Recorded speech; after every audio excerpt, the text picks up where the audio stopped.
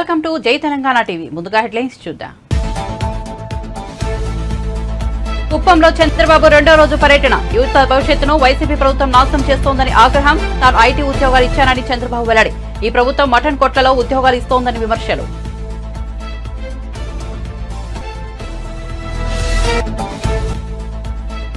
తుక్కుగూడ నుంచి దేశ రాజకీయాలకు శంఖారావం పూరిస్తామన్న సీఎం రేవంత్ రెడ్డి. ఏప్రిల్ 6 లేదా 7వ తేదీన కాంగ్రెస్ జాతీయ స్థాయి సభ ఉంటుందని వెల్లడి. కర్ణాటక, తెలంగాణ అసెంబ్లీ ఎన్నికల్లో విజయాల స్ఫూర్తితో జాతీయ స్థాయిలో గ్యారంటీల ప్రకటన ఉంటుందన్న సీఎం.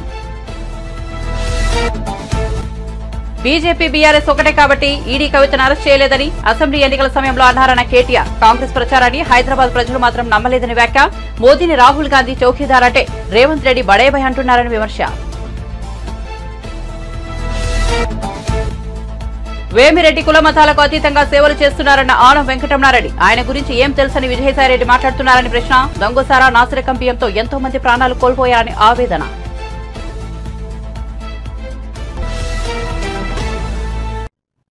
ఇక వార్త వివరాల్లోకి వెళ్తే టీడీపీ అధినేత చంద్రబాబు సొంత నియోజకవర్గం కుప్పంలో నేడు రెండో రోజు పర్యటన కొనసాగిస్తున్నారు. ఈ మధ్యాహ్నం కుప్పంలో ఆయన కోసం ఏర్పాటు చేసిన సభలో ఆయన మాట్లాడుతూ ఈ ప్రభుత్వం యువత భవిష్యత్తును నాశనం చేస్తోందని మండిపడ్డారు. యువతకు సరైన ఉపాధి అవకాశాలు కల్పించడంలో వైసీపీ ప్రభుత్వం విఫలమైందని అన్నారు. తాను యువతకు ఐటీ ఉద్యోగాలు, కంప్యూటర్ ఆపరేటర్ ఉద్యోగాలు కల్పిస్తే ఈ ప్రభుత్వం మటన్ కొట్లు, ఫిష్ మార్ట్లో ఉద్యోగాలు అంటోందని చంద్రబాబు విమర్శించారు. యువతకు చేయడానికి చేతి నిండా పని లేనప్పుడే వారు వ్యసనాల బాట పడతారని, చేయడానికి పనేమీ లేకపోతే ఓ క్వార్టర్ వేసుకుందామని అనుకుంటున్నారని వివరించారు. తెలుగుదేశం పార్టీ యొక్క సమర్థత. ఈరోజు ఒక విషయం మీరు గుర్తుపెట్టుకోండి. ఏ వ్యక్తి అయినా సరే పుట్టుకతో చిన్న వ్యక్తిగానే పుడతాడు. పెద్ద పెద్ద వాళ్ళందరినీ మీరు ఆలోచించుకోవాలి. ఒక మహాత్మా గాంధీ సాధారణ కుటుంబం, ఒక అంబేద్కర్ గారు సాధారణ కుటుంబం, ఒక ఎన్టీఆర్ సాధారణ కుటుంబం. నేను కూడా చిన్నప్పుడు మీ మారిగానే ఒక పల్లెటూరులో పుట్టా. ఒక రైతు బిడ్డని. మా ఊరికి రోడ్డు కూడా లేదు అప్పట్లో, గుర్తుపెట్టుకోవాలి మీరు. మీకన్నా నేను వచ్చినాక సిమెంట్ రోడ్లు వేసా. ఊర్లో సిమెంట్ రోడ్లు ఉన్నాయి, ఊరికి పోవాలంటే బీటీ రోడ్లు ఉన్నాయి. మా ఊర్లో అప్పుడైతే మామూలుగా రోడ్డు లేకపోతే శ్రమదానం చేయించి రోడ్డు వేయించి ప్రైవేట్ బస్సు తెప్పించిన వ్యక్తిని అప్పట్లోనే నేను. అలాంటి సామాజిక స్పృహతో ముందుకు పోయాం. మీరు ఎంత అదృష్టవంతులంటే కనీసం మీరు కరెంటు చూశారు. మీరు పుట్టుతానే కరెంటు వచ్చింది. మేము చిన్నప్పుడు చదువుకున్నప్పుడు కరెంటు కూడా లేదు. ఆ రోజు లాంతర్లో చదువుకున్న వ్యక్తులు మేమందరం కూడా బిగినింగ్ లో. నేను అలాంటి చూసిన తర్వాత ఒకప్పుడు మీరు చూస్తే కార్లు కూడా ఎక్కడా కనపడేవి కాదు. ఏ కొద్ది మందికో టౌన్ లో 1-2 కార్లు ఉండేటివి. అక్కడి నుంచి ప్రారంభించిన నా జర్నీ. ఇండియాలో కాల్ చేయాలంటే, టెలిఫోన్ చేయాలంటే లైట్నింగ్ కాల్ అని వారం రోజులకు వచ్చేది. అక్కడి నుంచి నేను గట్టిగా పట్టుబట్టి ఆనాటి ప్రధానమంత్రి వాజ్పేయి గారిని మెప్పించి నేనే రిపోర్ట్ ఇచ్చి ఈరోజు డీరెగ్యులేషన్ అండ్ టెలికమ్యూనికేషన్ సెక్టర్ వచ్చింది. శక్తివంతమైన యువత నిరాశ నిస్పృహలతో ఏం చేయాలో ఆలోచించకుండా వీలైతే వేరే రాష్ట్రాలకు, వేరే దేశాలకు పోతున్నారు. రాష్ట్రంలో మాత్రం ఎలాంటి అవకాశాలు లేకుండా పోయే పరిస్థితి వచ్చింది. నేను అందుకే మిమ్మల్ని అందరినీ కోరుతున్నా, మీ జీవితాల్ని చీకటిమయం చేసిన ఈ జలగని ఇంటికి పంపిస్తారా లేదా అని మిమ్మల్ని అడుగుతున్నా. సిద్ధంగా ఉన్నారా అని మిమ్మల్ని అడుగుతున్నా. మోసాలు దిట్ట ఈ జలగా. మీరు ఎన్నికల కంటే ముందు చెప్పండి, ఏం చెప్పాడు ఆ రోజు మీ దగ్గరికి వచ్చి? యువత మేలుకోండి మొత్తం చేస్తానని చెప్పాడా లేదా? జనవరి 1వ తారీఖున జాబ్ క్యాలెండర్ ఇస్తా అన్నాడా లేదా? మీకు ఇచ్చాడా? మీకు 5 ఏళ్ళు అయింది, ఒక్క జాబ్ క్యాలెండర్ రాలా. వస్తుందని నమ్మకం ఉందా మీకు? ఇంకా రెండోది నేను అడుగుతున్న, ప్రతి ఏటా డిఎస్సి అన్నాడా లేదా? పెట్టాడా డిఎస్సి? ఇప్పుడు పోతూ పోతూ ఇప్పుడు డిఎస్సి పెడతానంటాడు. ఇంకో పక్క మీరు చూస్తే ఆయన మాత్రం వేల కోట్ల రూపాయలు సంపాదించాలి. ఆయన పక్కనుండే దొంగలు వేల కోట్ల రూపాయలు దోచేయాలి.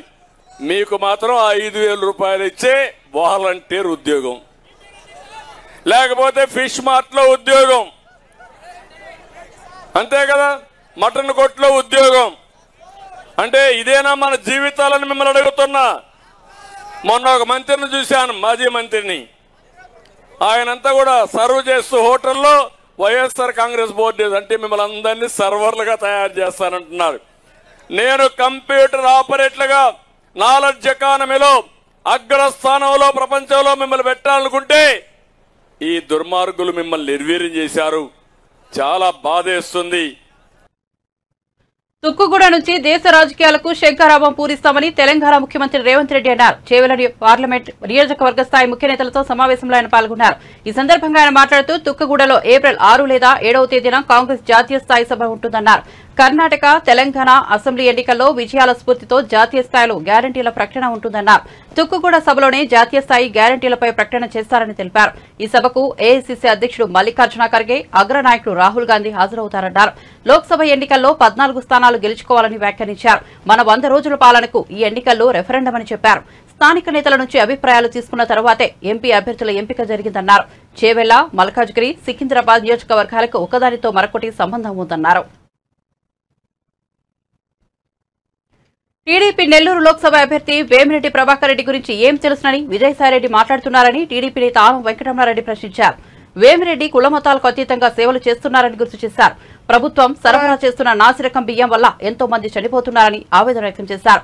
దొంగసారాతో చనిపోయిన వారి కుటుంబాలకు విజయసాయిరెడ్డి క్షమాపణలు చెప్పిన తర్వాత ఓట్లు అడగాలని డిమాండ్ చేశారు. కుటుంబం మీకు గుర్తు రాలేదా?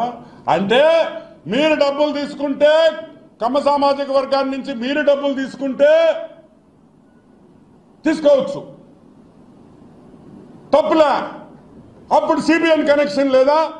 అంటే ఇప్పుడు నువ్వు చెప్పిన దాన్ని బట్టి చంద్రబాబు జగన్ కలిసి దొంగతనాలు చేశారా? వైఎస్ జగన్మోహన్ రెడ్డి ఉన్నప్పుడు. నేను ఒకటే చెప్తున్నా, ఆ రోజు కమ్మ సామాజిక వర్గం మనుషుల్ని జగన్మోహన్ రెడ్డి కేసుల్లో నువ్వు వాడుకున్నావు, నువ్వు బ్రోకర్ గా పనిచేశావు. ఈ రోజు కూడా డ్రగ్స్ కేసులో ఆ పాపం ఆ కమ్మ అబ్బాయిల్ని, ఆ కమ్మ కుటుంబాన్ని నువ్వు ఇరికిచ్చావని కూడా నేను మనవి చేస్తున్నా. విజయసాయిరెడ్డికి బ్రెజిల్ నుంచి వచ్చిన కంటైనర్ కి ఖచ్చితంగా కనెక్షన్ ఉందని కూడా నేను మనవి చేస్తా ఉన్నాను. నాకు వైజాగ్ నుంచి ఫోన్లు వచ్చినాయి, అన్నా జాగ్రత్త అన్నాడు. ఏం రాయో నన్ను చంపేస్తారా అన్నాడు. అన్నా దానికన్నా ఘోరం జరిగిపోతుంది అన్నాడు. ఏం జరుగుతుందా అన్నాడు. నాకు అర్థం కాల, ఏం జరుగుతుంది నాన్న. అన్నా వాడు వచ్చేసాడన్నా అన్నాడు. ఎవడ్రా అన్నా. వాడు పొట్టోడన్నా వాడు సారాయి రెడ్డి వచ్చేసాడన్నా మీ ఊరికి అన్నాడు. ఏమొద్దురా వస్తే? అన్నా వద్దనా. ఏం చెప్పురా అన్నాడు. అన్నా ఓ పాట పాడతానా అన్నాడు. నాకెందుకు రా పాట, నువ్వు వినాల్సిందే అన్నాడు. నేను పాడినా పాట, నాకు నాకు నాకు నాకు నాకు నాకు నాకు నాకు నాకు నాకు నాకు నాకు వీర నాకు అన్నా మా ఊరు నాకేసాడన్నా అన్నాడు. ఊరు నీ మా పడవా, ఊరెట్ నాకేడు రైడు అన్న. అన్న వాడు మామూలు కాదన్నా, వాడు టంగు చాలా పవర్ఫుల్ అన్నా. వైజాగ్ మొత్తం నాకేసాడు, ఇడేం మిగలలేదన్నా అన్న. నెల్లూరు ప్రజలు చెప్తున్నా, ఇప్పుడు వచ్చాడు నాకు నాకు నాకు నాకు నాకేస్తాడు. జాగ్రత్తగా ఉండండి, పొలాలు జాగ్రత్తగా చూసుకోండి. రోజు కంప్యూటర్లో పోయి చెక్ చేసుకోండి మీ పొలాలు ఉన్నాయా లేదా. అమ్మా మీ ఇళ్లకి వస్తే మీ సరుళ్ళు లోపల పెట్టుండి. అమ్మా వాడు నాకేస్తాడు తల్లి, మీకు దండం పెడుతున్నా. వద్దమ్మా, కష్టపడి నెల్లూరు వాళ్ళు మనం అంత కష్టపడి సంపాదించిన డబ్బులు తల్లి. వాడు సరుడు కూడా ఎత్తేస్తాడమ్మా, తాలి బొట్టు సరుడు అన్నీ ఎత్తేస్తాడమ్మా వాడు. వద్దమ్మా నీకు దండం పెడుతున్నాను, మా ఇంట్లోకి రానివ్వకండి అమ్మా. వాడు నాకేస్తాడమ్మా. వైజాగ్ పూర్తిగా నాకినోడిని నెల్లూరుకి నాకడని గ్యారంటీ ఏంటి అని. వాడు మామూలు నాకుడు కాదు, జాగ్రత్త. మీరు వేసే ప్రతి ఓటు మిమ్మల్ని నాకేస్తాడని కూడా మనవి చేస్తాడు. మళ్ళీ వీడు పెద్ద జోకేశాడు. విపిఆర్ డబ్బులు ఇస్తానంట, చూసుకోవాలంట.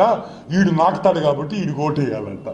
ఊరిడమ్మా పడవ, ఆయన డబ్బులు ఇచ్చేదేంది, నువ్వు నాకేదేంది? నీ బుద్ధి పోలేదు కదరా యాదవా. ఈరోజు మేము ఒకటే చెప్తున్నాం,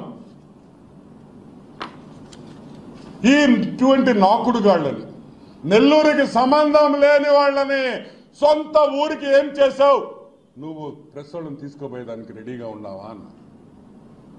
ఎంత ఖర్చు పెట్టావు? I am adopting Thalapudi village. I am adopting Thalapudi village, and this is where I was born, and I will take care of the Thalapudi. Bullshit, you took care of Thalapudi. Yeah, that Thalapudi చేసిందా? నెల్లూరుకి రూపాయి ఖర్చు పెట్టలా. ఆ VR college కన్నా ఒక bench కొని ఇచ్చామంట. Useless fella. ఎందుకు ఇచ్చాడు మా నాయన? మా నాయన మీద కోపం వస్తుంది. వీడికి సీటీకి పోయి చదువు ఉండేది కాదా? ఆ రాజశేఖర రెడ్డి బతుకుండేవాడు. ఇంకొకటి కూడా చెప్తున్నా, ఫైనల్గా వైసీపీ నాయకులకి, వెన్నుపోటు చంద్రబాబు నాయుడు అని ఇంకొకసారి అన్నారంటే మర్యాదగా ఉండదు. ఈరోజు నేను ఒకటే చెప్తున్నా, వైఎస్ రాజశేఖర రెడ్డి చనిపోయే కారణం జగన్మోహన్ రెడ్డి, విజయసాయి రెడ్డిని కూడా నేను చెప్తున్నా. వివేకానంద రెడ్డిని చంపేసింది జగన్మోహన్ రెడ్డి, విజయసాయి రెడ్డి అని నేను చెప్తున్నా. మేము చెప్పలేము. బీజేపీ బీఆర్ఎస్ ఒకటే కాబట్టి ఈడీ కవితను అరెస్ట్ చేయలేదని గత అసెంబ్లీ ఎన్నికల్లో కాంగ్రెస్ ప్రచారం చేసిందని, కానీ ఇప్పుడు ఈడీ నేరుగా ఇంటికి వచ్చి కవితను తీసుకెళ్లిందని బీఆర్ఎస్ వర్కింగ్ ప్రెసిడెంట్ కేటీఆర్ అన్నారు. మంగళవారం సికింద్రాబాద్ లోక్సభ నియోజకవర్గ బీఆర్ఎస్ సమావేశానికి ఆయన హాజరయ్యారు. ఈ సందర్భంగా మాట్లాడుతూ మన పార్టీ బీజేపీకి బీటీమని కాంగ్రెస్ బాగా ప్రచారం చేసిందని గుర్తు చేశారు. అందుకే కవితను అరెస్ట్ చేయలేదని కూడా విమర్శలు చేసిందన్నారు. మన మీద చాలా ఆరోపణలు పెట్టిరు అసెంబ్లీ ఎలక్షన్ల ముందు. ఏమన్నారు అన్నాడు? బీఆర్ఎస్ బీజేపీ వేరు కాదు, వీళ్ళిద్దరు ఒకటే, వీళ్ళు బీజేపీ వాళ్ళకు బీ టీం అని చెప్పి మైనారిటీ సోదరుల మనసుల్లో విషం నింపే ప్రయత్నం చేసిండ్రు. కేసీఆర్ మోడీ ఒకటే అని చెప్పి చిల్లర మాటలు మాట్లాడింది. హైదరాబాద్ లెవెల్ నమ్మలే, హైదరాబాద్ में कोई यकीन नहीं करे, కవితమ్మను అరెస్ట్ చేయలే. అందుకే మేము అంటున్నాం వీళ్ళు ఒకటే అని. ఇవాళ నేను అడుగుతున్నా, ఆ రోజు కవితమ్మ సుప్రీంకోర్టులో కేసు ఉండే, స్టే ఉండే, అందుకే అరెస్టు చేయలేకపోయింది. కానీ ఇవాళ పగబట్టి ఇంటికి వచ్చి ఒక కవితమ్మనే కాదు, కవితమ్మని అరెస్ట్ చేసిండ్రు, ఇద్దరు ముఖ్యమంత్రులను అరెస్ట్ చేసిండ్రు. అంటే ఎట్లున్నదంటే రేసు ఉరుకుతే నేను ఒక్కనే ఉరకాలి తప్ప ఎవడు ఉండొద్దు ఇక మైదానంలో అన్నట్టు మోడీ గారు ఇలా మొత్తం ప్రతిపక్షాలను అరెస్ట్ చేసే ప్రయత్నంలో ఉన్నారు. మరి ఇవాళ ఏమంటది ఈ కాంగ్రెస్ పార్టీ? మీరు ఆలోచన చేయాలని చెప్పి నేను కోరుతా ఉన్నా. ఎవరు ఆపగలుగుతున్నారు బీజేపీని? కేవలం బలంగా ఉన్న ప్రాంతీయ నాయకులు ఆపగలుగుతున్నారు తప్ప కాంగ్రెస్లో ఆ పరిస్థితి లేదు. ఇక దానిలా ఇక్కడున్న కాంగ్రెస్ అయితే చాలా విచిత్రమైన కాంగ్రెస్. ఈ కాంగ్రెస్ అసలు ఇది కాంగ్రెసా బీజేపీ అర్థం కాదు మనకు కొద్దిసేపు చూస్తే. చౌకీదార్ చోర్ హై అని ఆయన అంటాడు, ఈయననేమో బడే బాయి హాయ్ హమారే అని ఈయన అంటాడు. అదానీ ప్రధాని, अदानी के लिए काम करते प्रधानी राहुल गांधी अंटाడు. यहाँ पे रेवंत रेड्डी क्या कर रहे, जाके अदानी से गले मिलते दावोस में, क्योंकि ठंड ज्यादा है वहां पे. అంటే అదాని దొంగనా దొరనా చెప్పు మరి నువ్వు.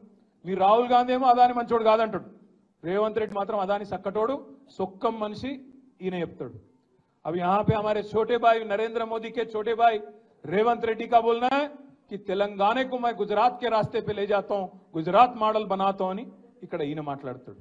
लिकर स्कैम कुछ नहीं है, अरविंद केजरीवाल को अरेस्ट करना ना इंसाफ है, ये अच्छी बात नहीं है అని రాహుల్ గాంధీ అంటాడు. ఇక్కడ రేవంత్ రెడ్డి ఏమంటాడు, नहीं लिकर स्कैम है, कविता को पकड़ना अच्छी बात है అని ఈయన అంటాడు. కాంగ్రెస్ లోనే రాహుల్ గాంధీకి రేవంత్ రెడ్డికే ఒక శృతి లేదు. పార్లమెంట్ ఎన్నిక తర్వాత ఈ రేవంత్ రెడ్డి అంటాడు వెంటనే జంప్ అయ్యే మొట్టమొదటి క్యాండిడేట్ ఈ దేశంలో ఎవడన్నా ఉన్నాడు అంటే ఈ రేవంత్ రెడ్డి. మళ్ళీ మొత్తం ముఠా కట్టుకొని ఈ నాగేందర్ను బిగేందర్ నా అందరిని తీసుకొని బీజేపీలకు జంప్ అయ్యే మొదటి క్యాండిడేటు ఇదే రేవంత్ రెడ్డి. మీరు రాసి పెట్టుకోండి. నేను అన్న ప్రతి చిన్న మాటకు స్పందిస్తాడు రేవంత్ రెడ్డి. గిట్లనో గట్లనో అంటే అన్నిటికి స్పందిస్తాడు. కానీ బీజేపీలకు పోతావాడ, నువ్వు బీజేపీలకు పోతావనే ఆరోపణ నేను పెడితే 10 సార్లు అంటే కూడా ఒక్కసారి కూడా ఇప్పటివరకు ఒక్క మాట చెప్తలేడు. నేను ఓను బై, నేను జీవితాంతం కాంగ్రెస్లోనే ఉంటా అని ఒక్క మాట పొరపాటున మాట్లాడతాడా? సెక్రటేరియట్ పోతాడు, నేను ఇక్కడ లంకె బిందెలు ఉంటాయనుకొని వచ్చినా లంకె బిందెలు లేవు, ఖాళీ కుండలు ఉన్నాయి అంటాడు. నిన్నగాక మొన్న ఆడ చూసిన మహబూబ్నగర్లో మాట్లాడతాడు. నేను ఏమంటాడు, కొడుకుల్లారా పేగులు మెడలు వేసుకుంటా అంటాడు. రైతు బందీరా మగడా అంటే అది శాత కాదు. ఢిల్లీ లిక్కర్ పాలసీ కేసు దేశవ్యాప్తంగా సంచలనం రేపుతోంది. బీఆర్ఎస్ ఎమ్మెల్సీ కవిత ఈ కేసులో నిందితురాలుగా ఉండటంతో ఈ కేసు 2 తెలుగు రాష్ట్రాల్లో సంచలనంగా మారింది. మరోవైపు కవిత ఈడీ కస్టడీ నిన్నటితో ముగిసింది. దీంతో ఈమెను ఈడీ అధికారులు కాసేపటి క్రితం ఢిల్లీలోని రైవ్ సనియా కోర్టులో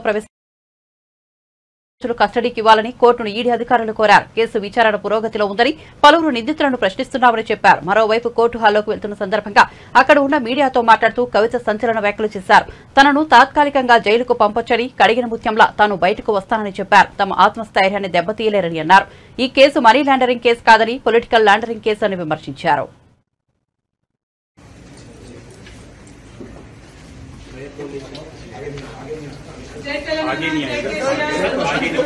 అడిగిన ముఖ్యంగా బయటకు వస్తాను. నేను టెంపరీగా జైల్లో పెట్టచ్చు, కానీ దెబ్బతీయలేరు. This is not a money laundering case, it is a political laundering case. One accused has already joined BJP. Second accused is getting a BJP ticket. Third accused has given 50 crores in electoral bonds.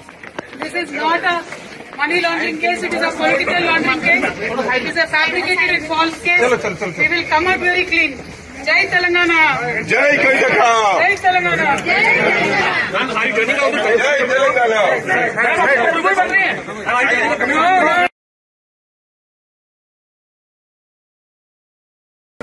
This is not a money laundering case, it is a political laundering case. One accused has already joined BJP. Second accused is getting a BJP ticket. Third accused has given 50 crores in electoral bonds. This is not a money laundering case, it is a political laundering case. It is a fabricated and false case. We will come out very clean. TDP Janasena BJP కూటమి గెలుపుతోనే ఆంధ్రప్రదేశ్ రామరాజ్యం సాధ్యమవుతుందని BJP రాష్ట్ర అధ్యక్షురాలు పురంధేశ్వరి అన్నారు. విజయవాడలో మంగళవారం నిర్వహించిన రాష్ట్ర ప్రధాన అధికారుల సమావేశంలో ఆమె మాట్లాడారు. బీజేపీతో సహా కూటమి అభ్యర్థుల గెలుపు కోసం తమ పార్టీ కార్యకర్తలు కృషి చేయాలని పిలుపునిచ్చారు. ఇప్పుడు కూడా మనం జనసేనతో పొత్తులో ఉన్నాము అని చెప్పి మనందరికీ తెలిసినటువంటి విషయం. అయితే ఇప్పుడు మన పెద్దలు తీసుకున్నటువంటి నిర్ణయం తెలుగుదేశం పార్టీతో కలిసి కూడా మనం ఈ ఎన్నికల్లో ముందుకు వెళ్ళాలి అని చెప్పి మన పెద్దలు నిర్ణయం చేయడం జరిగింది. ఇది ఒక రకంగా చెప్పాలంటే ఒక చారిత్రక ఘట్టం మాత్రమే కాదు, ఇది ఒక చారిత్రాత్మక అవసరం అని కూడా మనం ఇక్కడ గమనించవలసినటువంటి అవసరం చాలా ఉంది. ఈ త్రివేణి సంగమం ఏదైతే మనం ఇవాళ రాష్ట్రంలో చూస్తున్నామో, ఎన్నికల్లో రాష్ట్రాన్ని అతలాకుతలం చేస్తున్నటువంటి దుష్ట శక్తిని మనం అంతమొందించడానికి ఇది అవసరం అని చెప్పి భావించి మన పెద్దలు ఈ నిర్ణయం చేయటం జరిగింది. ఇవాళ రాష్ట్రంలో ఉన్నటువంటి పరిస్థితి కనుక మనం చూసినట్లయితే ఏ విధంగా ప్రభుత్వ యంత్రాంగాలన్నింటినీ కూడా వారికి అనుకూలంగా వాడుకుంటూ ఏ విధంగా దొంగ ఓట్ల దొంగ ఎపిక్ కార్డుల యొక్క తయారీ చేయడం దగ్గర నుండి దొంగ ఓటర్ని నమోదు చేయడం దగ్గర నుండి ఏ విధంగా ఈ ఎన్నికల్లో విశృంఖలంగా వారు దౌర్జన్యం చేయడానికి అధికార పార్టీ తయారైందో మన అందరికీ తెలియనటువంటి విషయం కాదు. ఒక్క అసెంబ్లీ నియోజకవర్గంలోనే 35,000 దొంగ ఎపిక్ కార్డ్స్ ని వారు తయారు చేశారంటే పదే పదే అధికారంలో ఉన్నటువంటి పార్టీ వై నాట్ 175 అని పదే పదే చెప్తున్నారంటే దాని వెనక ఉన్నటువంటి రహస్యం ఇది అని చెప్పి ఇవాళ మనం గమనించాలి. అదేవిధంగా రాష్ట్ర ఆర్థిక పరిస్థితి కూడా ఏ రకంగా 3 లక్షల కోట్ల అప్పు భారం ఉన్నటువంటి రాష్ట్రాన్ని 12 లక్షల కోట్ల అప్పు భారం ఏ విధంగా ఇవాళ రాష్ట్రం మీద మోపారో మనందరికీ తెలియనటువంటి విషయం కాదు. ఏదైతే సెక్రటేరియట్ మనం ఒక మంచి సుపరిపాలన రాష్ట్రంలో ఉన్నటువంటి ప్రజలకి అందించేటువంటి పూజా మందిరంగా మనం భావిస్తామో అటువంటి సెక్రటేరియట్ ని సైతం ఇవాళ తనఖా పెట్టేటువంటి స్థాయికి రాష్ట్ర ప్రభుత్వం దిగజారిందంటే ఇంకా మనం చర్చించుకోవడం అనవసరం అని చెప్పి నేను భావిస్తాను. అదేవిధంగా రాష్ట్రంలో ఉన్నటువంటి గనులను కూడా ఇవాళ తనఖా పెట్టేసి అంటే మనకి రావాల్సినటువంటి ఆదాయం ఏదైతే ఉందో ఒకంత మనకి గనుల నుండి కూడా వచ్చేటువంటి పరిస్థితి ఉంది రాష్ట్రం. కానీ వాటిని సైతం ఇవాళ తనఖా పెట్టేసి అప్పులు తీసుకొచ్చి అప్పు భారం ఎవరి మీద మన మీద మోపేటువంటి పరిస్థితి మన రాష్ట్రంలో చూస్తున్నాం. అసలు ప్రజాధనంతో కట్టినటువంటి సెక్రటేరియట్ ని తనఖా పెట్టే అధికారం మీకు ప్రజలు ఎక్కడిచ్చారు అని చెప్పి ఇవాళ భారతీయ జనతా పార్టీ మీకు వేస్తున్నటువంటి ప్రశ్న. మరి ఇక్కడ ప్రజాస్వామ్యం ఉన్నదా అని చెప్పి అనుమానం వస్తుంది. ఎందుకంటే ప్రజా వ్యతిరేక విధానాలు ఏవైతే ఉన్నాయో రాష్ట్రంలో ఎవరైనా సరే గళం విప్పారు అంటే చాలు వారి మీద ఏదో ఒక అపవాదు వేయడం లేదా SC/ST అట్రాసిటీ యాక్ట్లో వారిని బనాయించేసి జైల్లోకి పంపించడం. ఒక అవినీతిలో కూరుకుపోయి కేవలం తన జేబులు నిండితే చాలు అని భావించేటువంటి ముఖ్యమంత్రి ఎవరైతే ఉన్నారు అతన్ని గనక గద్దె దించాలి అంటే ఈ యొక్క కూటమి ఈ యొక్క కలయిక ఏదైతే త్రివేణి సంగమం అని చెప్పి నేను ఇంతకు ముందు చెప్పానో అది అనివార్యం. బీఆర్ఎస్ ఎమ్మెల్యేలపై మంత్రి జూపల్లి కృష్ణారావు కీలక వ్యాఖ్యలు చేశారు. మంగళవారం ఎమ్మెల్యేలు కసిరెడ్డి నారాయణ రెడ్డి, ఈర్లపల్లి శంకర్లతో కలిసి జూపల్లి మీడియా సమావేశం నిర్వహించారు. ఈ సందర్భంగా ఆయన మాట్లాడుతూ రైతులకు కరెంటు ఇవ్వకపోతే సచివాలయం ముట్టడిస్తామని హరీష్ రావు అంటున్నారు. 10 ఏళ్లలో మీరు ఏం చేశారని ప్రశ్నించారు. పుష్కలంగా నీళ్లు ఉన్నా ఇవ్వలేదని గుర్తు చేశారు. కాళేశ్వరం ప్రాజెక్టు నిర్వహణ చేస్తే ఇప్పుడు సాగునీటి కష్టాలు వచ్చేవి కావదని అన్నారు. ప్రభుత్వంలో ఉన్నప్పుడు ఫోన్ ట్యాపింగ్లపై దృష్టి పెట్టారు తప్ప ప్రజల కోసం ఏనాడు ఆలోచించలేదని చెప్పారు. పంట నష్టం జరిగిన రైతులకు అందరికీ 100% అకౌంట్లో నగదు జమ చేస్తామని భరోసా ఇచ్చారు. గడిచిన 10 ఏళ్లలో ఏనాడు పంట నష్టపోయిన రైతులను బీఆర్ఎస్ ఆదుకోలేదని విమర్శించారు. పార్లమెంట్ ఎన్నికల్లో లబ్ధి కోసం హరీష్ రావు ప్రభుత్వంపై విమర్శలు చేస్తున్నారని మండిపడ్డారు. మరి ఎందుకు గత సంవత్సరం ఉదాహరణకు ఒక మహాత్మా గాంధీ కల్వకుర్తి ఎత్తిపోత పథకం లిఫ్ట్ తీసుకుంటేనే 8 లక్షల ఎకరాలు, మళ్ళీ నదిలో నీళ్ళు ఉన్నా కూడా మీరు విద్యుత్ ఉత్పత్తికి రాయలసీమకు నీళ్ళు వెళ్తూ ఉంటే గుడ్ల పగిచి చూసుకుంటూ ఉండి రైతులకు పంటలకు నీళ్లు లేని గతిని సృష్టించింది మీరు. మేము వచ్చినాక వర్షాలు పడ్డాయేమన్నా, వర్షాకాలం వచ్చింది అంటే సీజన్ అయిపోయిన తర్వాత డిసెంబర్ 3కు వచ్చినాం, అది రావడం జరిగింది.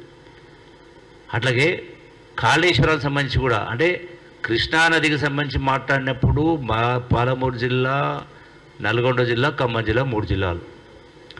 అదే కాళేశ్వరానికి సంబంధించి మేడిగడ్డ నుంచి మీరు నిజంగానే నీళ్లు ఎత్తిపోసి ఉంటే అవన్నీ ఈ యొక్క నిర్వాకం జరగపోయి ఉంటే ఈరోజు ఈ కాళేశ్వరం కింద ఉన్నటువంటి సుమారుగా 5 జిల్లాలకు సంబంధించి ఈ యొక్క సాగునీటి కష్టాలు ఉండేది కాదు. ఇది వాస్తవా కాదా? అంటే మీరు సరి అయినటువంటి నిర్వహణ చెయ్యకుండా మీరు ఎంతసేపు డబ్బులకు కక్కుర్తిపడి అవినీతికి పాల్పడుకుంటూ మీ దృష్టి అంతా ఎంతసేపు చూసినాం కదా. ఎవరి ఫోన్ ట్యాప్ చేయాలి, ఏ భూములు కబ్జా చేయాలి, ఎక్కడ ఏ విధంగా దోపిడీ చేయాలి, ఎట్లా లిక్కర్లు సంపాదించాలి, మీ ధ్యాస అంతా దానిలో ఉన్నది. ఇక ఒక్కొక్కరు లెక్కలు బయటకు వస్తాయి కదా, ఇప్పుడు కొందరివి వచ్చినాయి. మీరు చెయ్యలేక చిరాకు చేసి ఇలా దొంగనట్టుగా ఇలా మేమేదో వర్షాలు కురిపించలేదని, మేమేమో పంటలు ఎండబెట్టామని మాట్లాడుతూ ఉన్నారు.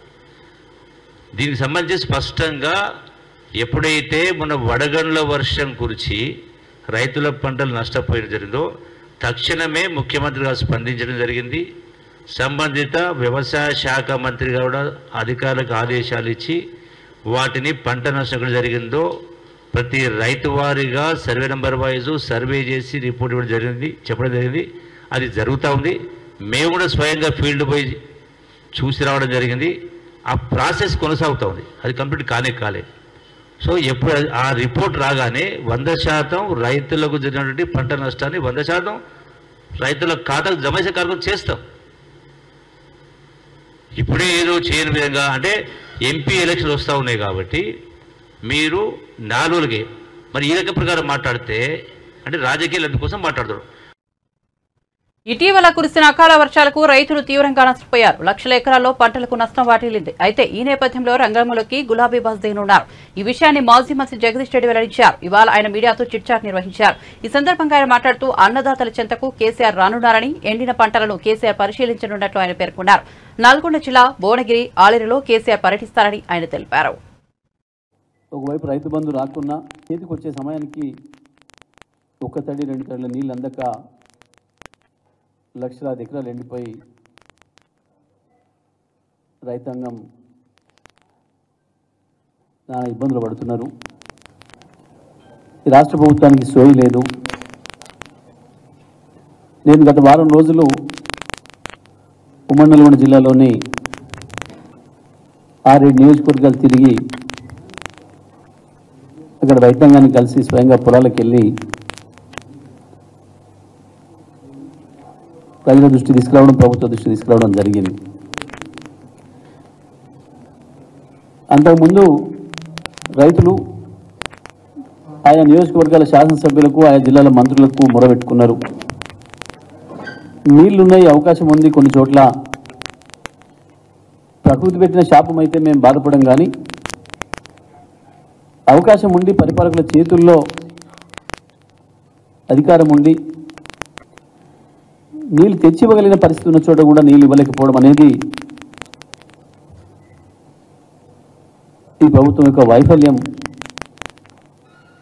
ఆయా మంత్రులకు వెళ్ళి విజ్ఞప్తి చేస్తే కూడా పట్టింపు లేదు. ఆదిరెడ్డి శ్రీనివాస్ పై చట్టపరంగా చర్యలు తీసుకోవాలని పోలీసు అధికారులకు ఎన్నికల అధికారులకు ఫిర్యాదు చేసినట్లు రాజమండ్రి సిటీ నియోజకవర్గ వైసీపీ అభ్యర్థి మార్గాని భరత్రాం తెలిపారు. నోటికి వచ్చినట్లు మాట్లాడి తన పరువు ప్రతిష్టలకు భంగం కలిగించేలా చేస్తున్న వాసుపై చట్టపరంగా చర్యలు తీసుకోవాలన్నారు. ఈ మేరకు పోలీసులకు ఎన్నికల అధికారులకు ఫిర్యాదు చేసినట్లు రాజమండ్రి ఎంపీ మార్గాని భరత్రాం తెలిపారు.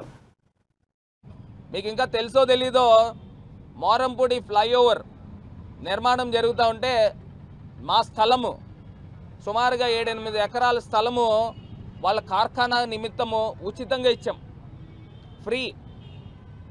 ఒకసారి వెళ్ళి కాంట్రాక్టర్లను కనుక్కోండి. ఆ ఫ్లైఓవర్ అనే కాదు, జొన్నాడ ఫ్లైఓవర్ కానీ ఉండ్రాజవరం ఫ్లైఓవర్ కానీ 5 ఫ్లైఓవర్లకు సంబంధించి ఉచితంగా ఇచ్చాను. మీరు అక్కడ కార్ఖానా పెట్టుకోండి అని. నేనే కనుక రెంట్ తీసుకుంటే కనీస పక్షాన్ని నెలకు 10 లక్షల రూపాయలు రెంట్ తీసుకోవచ్చు. దగ్గరగా 18-19 నెలల నుంచి వర్క్ జరుగుతుంది. అంటే నాకు సుమారుగా 1,90,00,000 పైనే నాకు డబ్బులు వస్తాయి. ఎందుకంటే 100 కోట్ల రూపాయలు ఫ్లైఓవర్ల వర్కులు జరుగుతూ ఉన్నాయి. ఫ్రీగా ఇచ్చాను స్వామి. ఇలాంటి చిల్లర కమిషన్లు తీసుకునే కుటుంబం మాది కాదు. కోట్ల రూపాయలు రెంట్లు వదిలేసుకున్నాం, న్యాయపరంగా తీసుకోవచ్చు నేను. ఎందుకంటే ఊరు నడిబొడ్లో ఇచ్చేం స్థలము,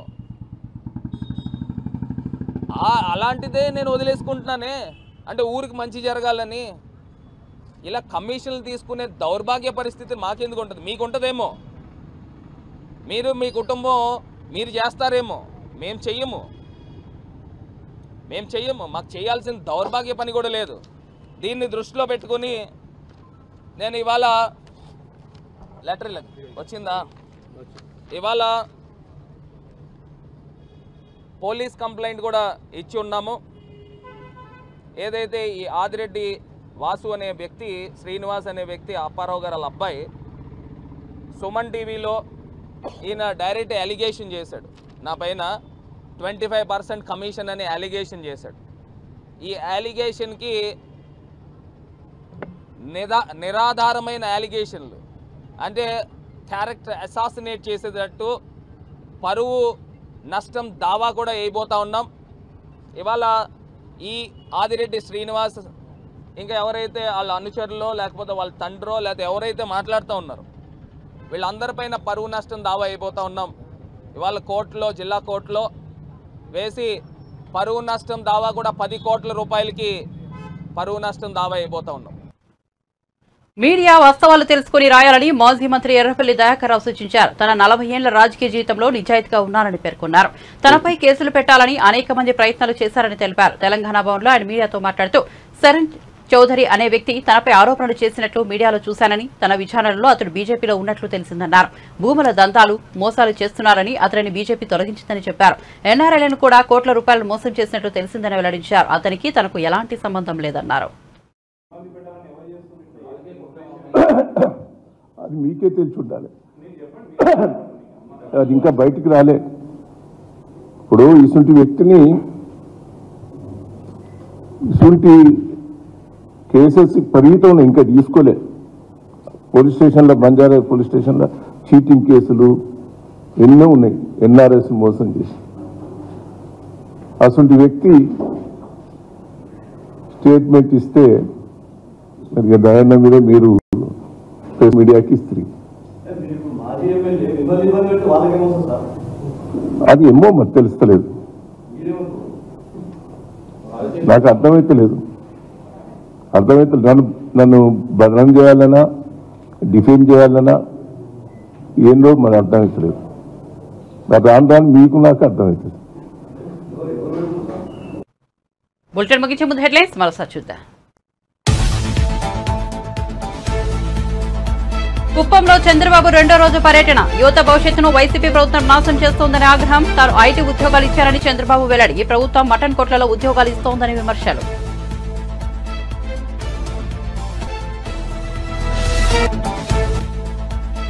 తుక్కుగూడ నుంచి దేశ రాజకీయాలకు శంకరావం పూరిస్తామన్న సీఎం రేవంత్ రెడ్డి. ఏప్రిల్ 6 లేదా 7వ తేదీన కాంగ్రెస్ జాతీయ స్థాయి సభ ఉంటుందని వెల్లడి. కర్ణాటక, తెలంగాణ అసెంబ్లీ ఎన్నికల్లో విజయాల స్ఫూర్తితో జాతీయ స్థాయిలో గ్యారంటీల ప్రకటన ఉంటుందన్న సీఎం. బీజేపీ బీఆర్ఎస్ ఒకటే కాబట్టి ఈడీ కవితను అరెస్ట్ చేయలేదని అసెంబ్లీ ఎన్నికల సమయంలో అన్నారన్న కేటీఆర్. కాంగ్రెస్ ప్రచారాన్ని హైదరాబాద్ ప్రజలు మాత్రం నమ్మలేదని వ్యాఖ్య. మోదీని రాహుల్ గాంధీ చౌకీదార్ అంటే రేవంత్ రెడ్డి బడేబాయ్ అంటున్నారని విమర్శ.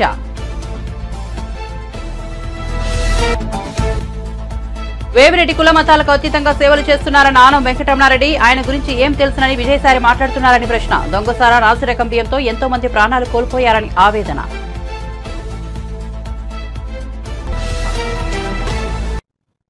మరిన్ని అప్డేట్స్ కోసం చూస్తూనే ఉండండి జై తెలంగాణ టీవీ.